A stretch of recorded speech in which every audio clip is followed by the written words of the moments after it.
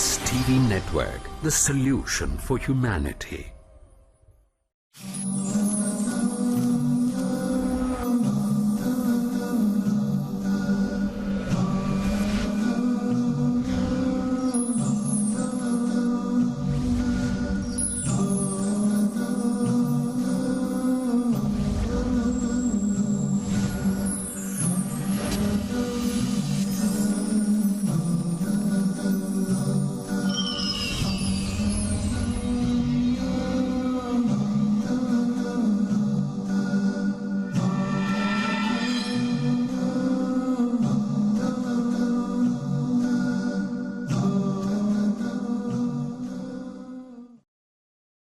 بسم الله الرحمن الرحيم.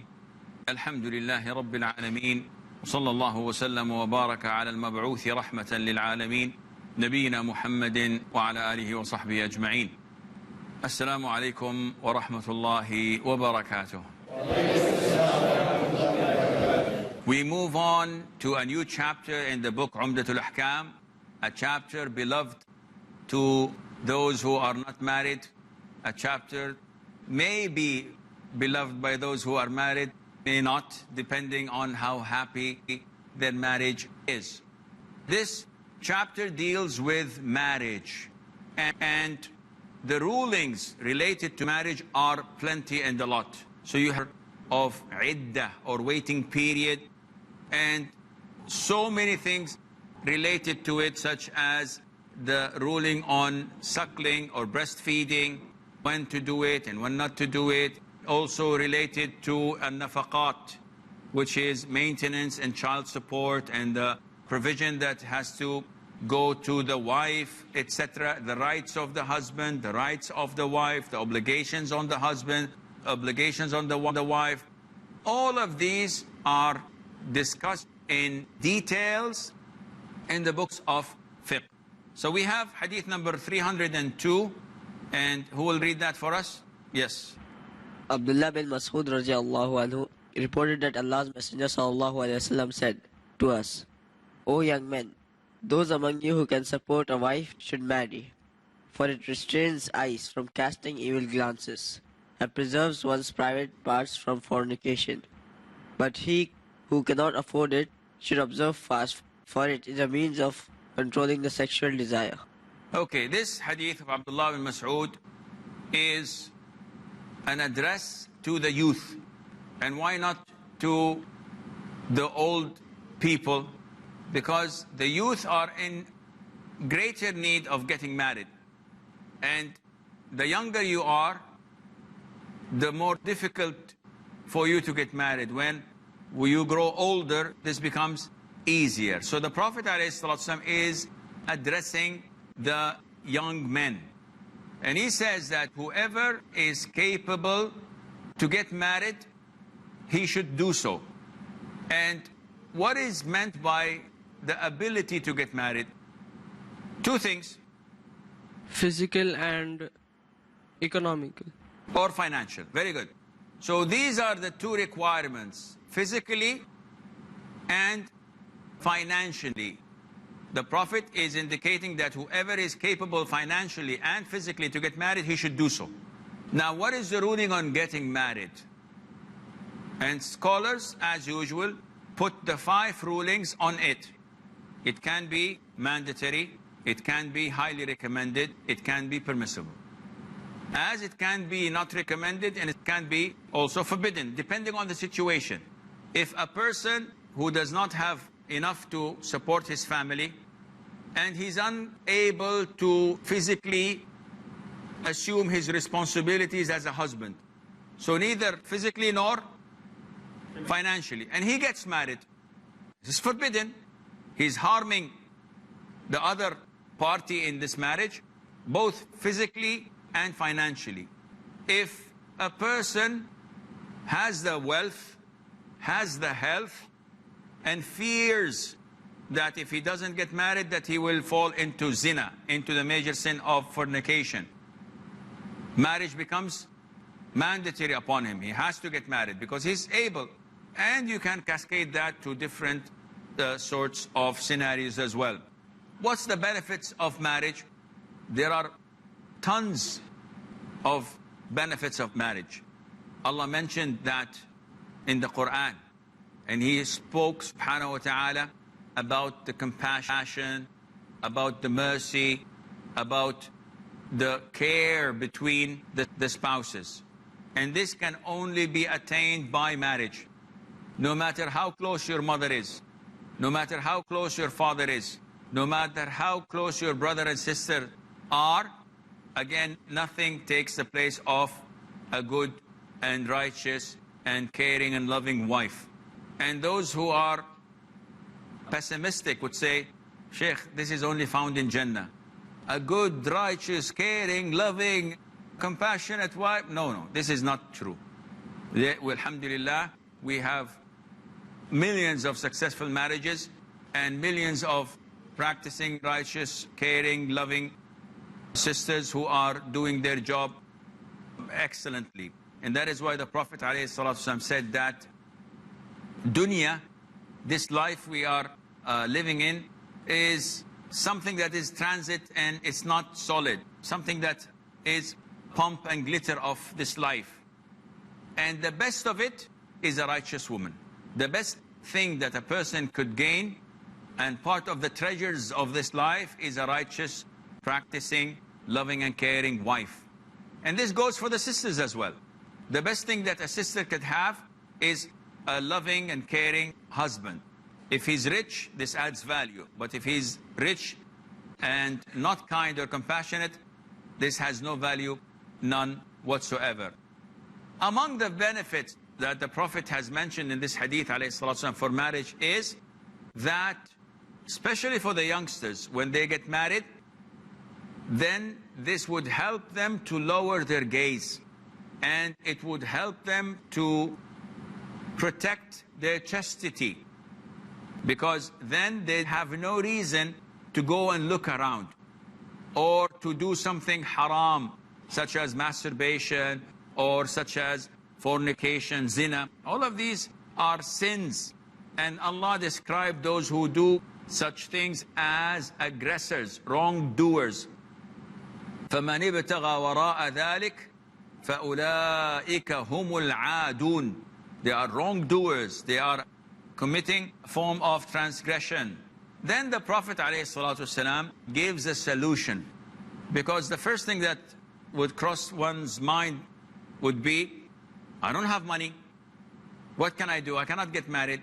If this is the case, the Prophet gives you a solution for you not to fall into sin, for you not to send your gaze or not to fornicate.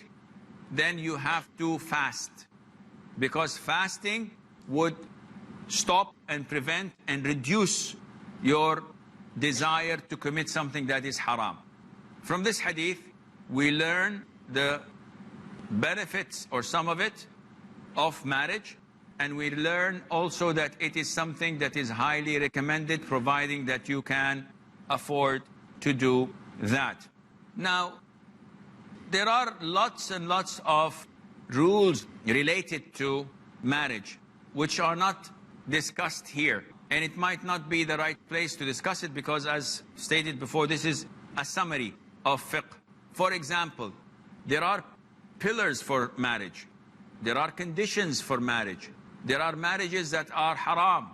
Among the pillars of marriage is the consent of both parties, and that they are able to get married. A man cannot marry his aunt because she's among the mahram. He's mahram to her. He cannot marry his sister through suckling, for example, and so on. So they both have to be capable of being married to each other. There has to be consent. So the guardian has to give his proposal, and the groom-to-be has to give his acceptance. Without that, the marriage is invalid. So any woman that marries without a wali, a guardian, her marriage is invalid. And so on. A lot of the Muslims, unfortunately, we find women asking the question and acting upon before even knowing the answer. Sheikh, I love this man in the university, and my father is not willing to give him to me in marriage or give me to him in marriage. So we went to the imam of the masjid and he made the contract, and we've been living together. Is it acceptable? The answer is no. This is zina. Your marriage is invalid because you have to have the approval of your guardian. If the guardian is a wrongdoer himself, you got 100 proposals and he's refusing all of them, to the Muslim judge, who would look into your case and decide whether to give the guardianship to someone who's closer. So instead of your father, he gives it to your brother.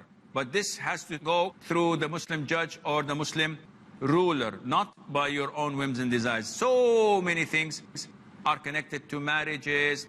The issue of mahar or dowry or sadaq, is it a pillar or part of the conditions?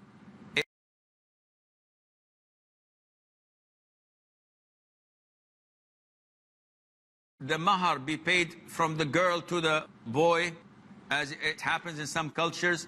This is of course unacceptable. The mahar can only, the dowry can only be given from the boy to the girl, not the other way around. Some make the trick. So the boy says in the contract, yes, I give 5,000 rupees as mahar, as dowry to my wife to be. But from under the table, he requests the father to give him a car, the uncle to give him a house, and maybe 6 tons of gold and this and that. What is this? Can a man accept such a thing? He would not become a man. The financial burdens of marriage could only be borne by the husband, by the man. He is the one who pays. And the woman is like a queen. To have it the other way around, this is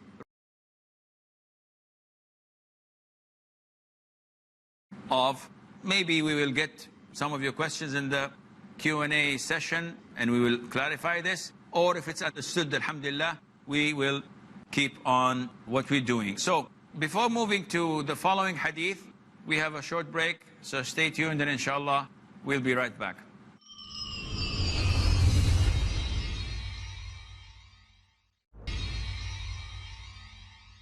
Assalamu alaikum and welcome back.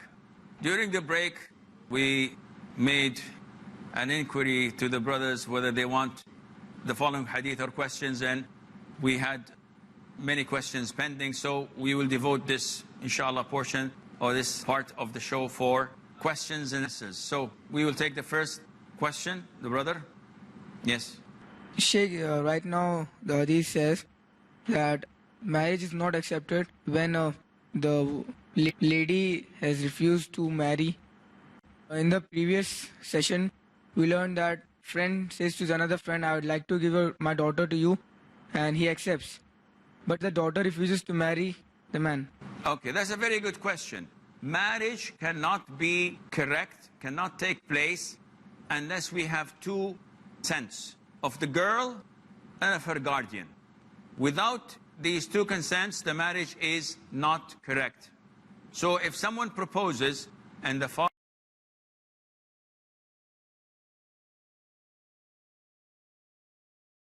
and the daughter says, I don't like him, I don't want him.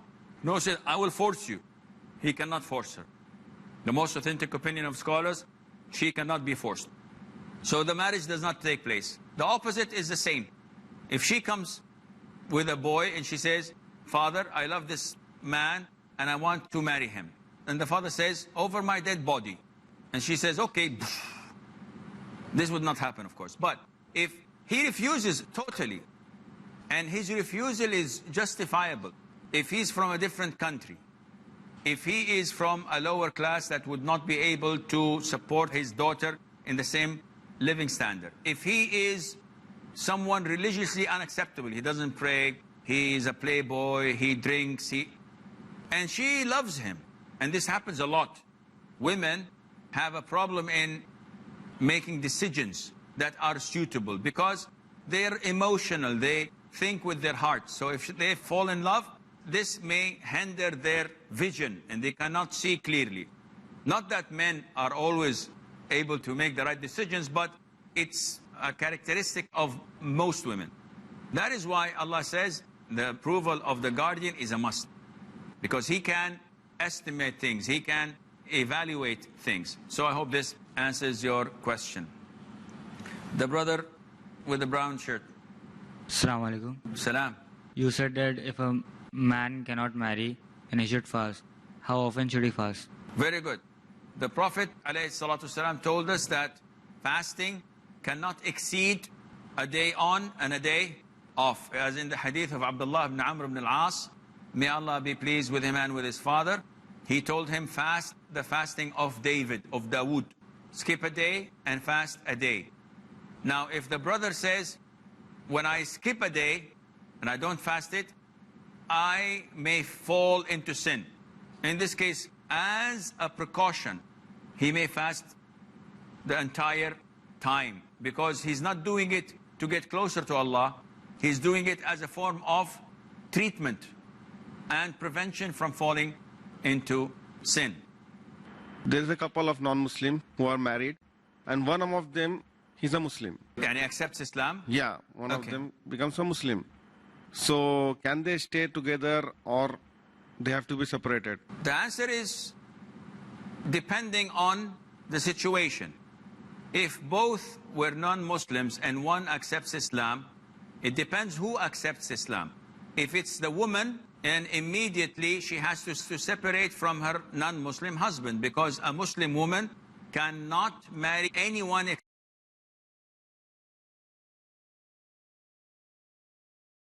except a Muslim. So if a couple, non-Muslim, the woman accepts Islam, she has to be separated from her husband who's not Muslim. Is she considered to be divorced, or the marriage is void?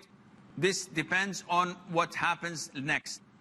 If she wants to marry someone else after the married, and after 6-7 years, the man reverts to Islam, and they would like to go back together, do they have to make a new contract? The answer is no. Because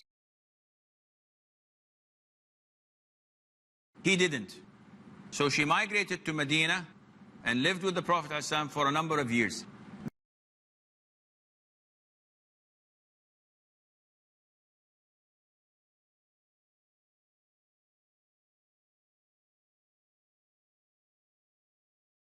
There is no marriage, meaning valid, without having a guardian and 2 trustworthy witnesses.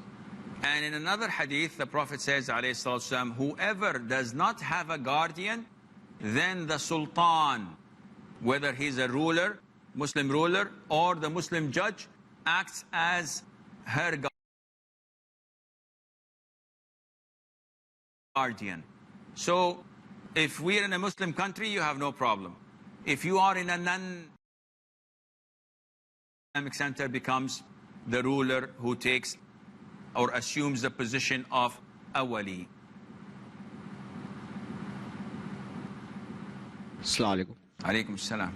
A man adopts a boy. A man Adopts a boy. a boy. Can he allow the marriage of the boy and his daughter? Okay, can he marry his daughter to this adopted boy? What do you think? Because there is no relation between the adopted boy and the girl of the man. They're not brothers and sisters. He's adopted in the sense that he's being raised in the house, but there is no relationship. He's not her mahram. There is no suckling between them. There's no milk between them that forbids them from each other. So there's no problem in that. Yes, Akhi. So, if the guardian does not agree that the woman should get married, but still they get married, so will this be considered as marriage or zina or fornication? If the father opposes and does not agree for his daughter to marry someone, yet they still go ahead and marry one another, is this marriage valid or not? And the answer is, it is not valid. Because the Prophet said that there is no marriage without a wali. And this is called nikahun fasid, marriage that is void. We have another kind of marriage which is batil. Batil and fasid mean the same. It's all invalid, it's all void. However, batil is when the marriage takes place with the consensus of scholars that it is not correct. When a man marries his sister through suckling, two suckled from the same woman, and they became brother and sisters through suckling, and they got married. This is batil. All scholars agree on that. A man married a woman without a guardian. This marriage is fasid. Why? Why? Because there is a school of thought that allows this, and this is reported through Imam Abu Hanifa, may Allah have mercy on his soul. He allowed a woman to marry without a guardian. But vast majority of scholars say that this is haram, and the evidence supports this. The hadith of the Prophet ﷺ supports this, so the marriage is invalid.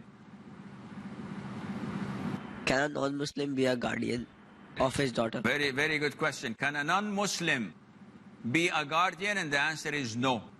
There is no guardianship for a non-Muslim over a Muslim. If a sister accepts Islam and her father is still a non-Muslim, and I want to marry her, I do not approach the father. Even if he opposes, I have nothing to do with him. Her guardian is, if she doesn't have any Muslim relative of hers, her guardian becomes the Muslim ruler or the Imam of the Islamic Center. Yes, brother. Today's world, for being financially viable, it's a long road. Boy has to go through academic learning and competitive competition. By the time he gets job, he's he's on the higher side of the age. Now the vulnerability has increased, in this age of internet and all that. So looking to the fact that Allah subhanahu wa ta'ala has promised the risk and the Prophet has commanded it early. So is there any way, and what according to you should be the ideal age? Well, if I understand your question correctly, nowadays it's the responsibility of the parents. Now usually if a boy goes to his father and says, I want to get married, he said, no, wait until you graduate from university and then get it for 7 years and collect money, and you're capable of getting married, then you get married. And by the time he would be 35 years of age. This is wrong. If the father is capable, it is his responsibility to open a house for his son or to let him marry and live with him in the same house. And this is better than the boy being forced to face haram or fall into haram. And this is happening in a lot of the countries, alhamdulillah. Those who are open-minded and they're a bit well off, they do this to their children. Because at the end of the day, feeding one mouth, it's similar to feeding two mouths. It's not going to be a lot of expenses that I cannot bear. And Allah Azza wa Jal knows best. This is all the time we have until we meet.